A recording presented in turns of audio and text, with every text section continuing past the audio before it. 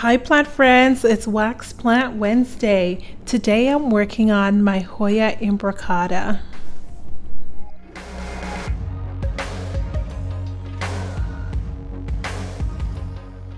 I finally have the hang of this plant. It really requires a lot of humidity and bright light and probably about 5, maybe even 6 hours of direct sunlight each day. It's quite an interesting little plant. She's grown so much that I'm going to make a little cutting and propagate this baby.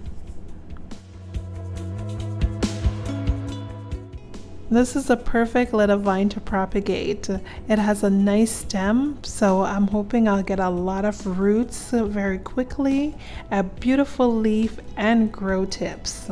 The perfect piece for cutting.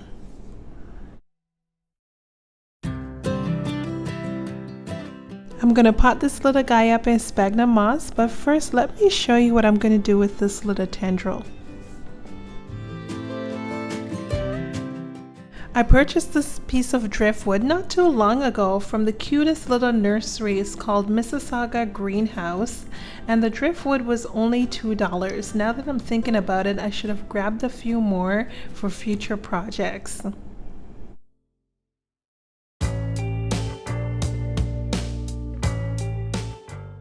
So I decided to add some sphagnum moss to the driftwood, and to keep the sphagnum moss in place, I'm going to use a bit of twine.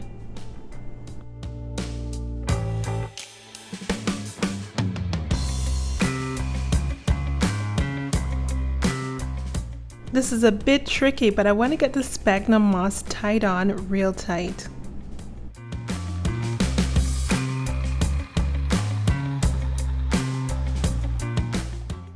The sphagnum moss is nice and damp, making it easy to attach it to the driftwood. Now that we've got the moss taken care of on the driftwood, let's pot up that little cutting.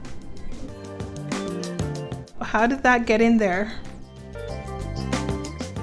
I've decided to use a clay pot. They're more porous, allow for a lot of air movement between the sphagnum moss. I want the sphagnum moss to be damp, but not sopping wet for this propagation.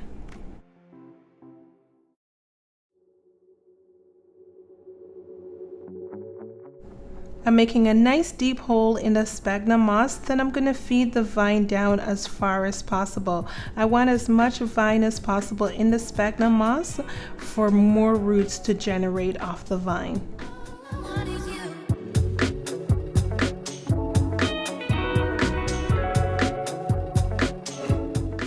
That's looking nice and good. Now that this guy's potted up, let me show you what I'm going to do with the driftwood. Look at how the leaves have molded themselves to the pot. It's so interesting. Now this baby likes it nice and humid. One of the things I've noticed, if it's not humid, her leaves will start to curl away from the pot and some of the edges will turn brown. As you can see on this leaf, I've learned my lesson. So anytime I see a leaf lifting away from the pot, I know it's time to add some water and more humidity to the cloche.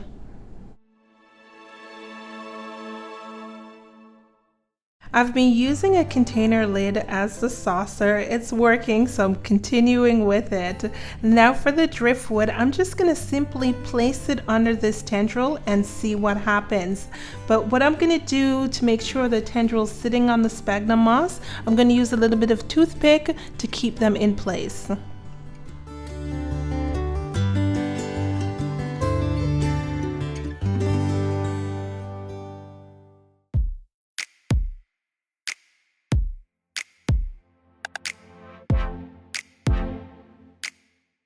I'm making sure that I'm very careful. Last thing that I want to do is snap this tendril off.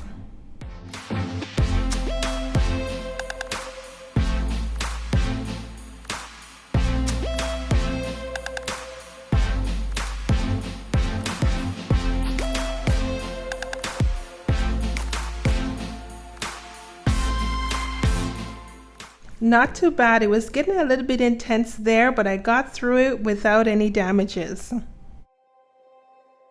These babies are going right back under the cloche, and I'm thinking it's going to be under the cloche for another year or so.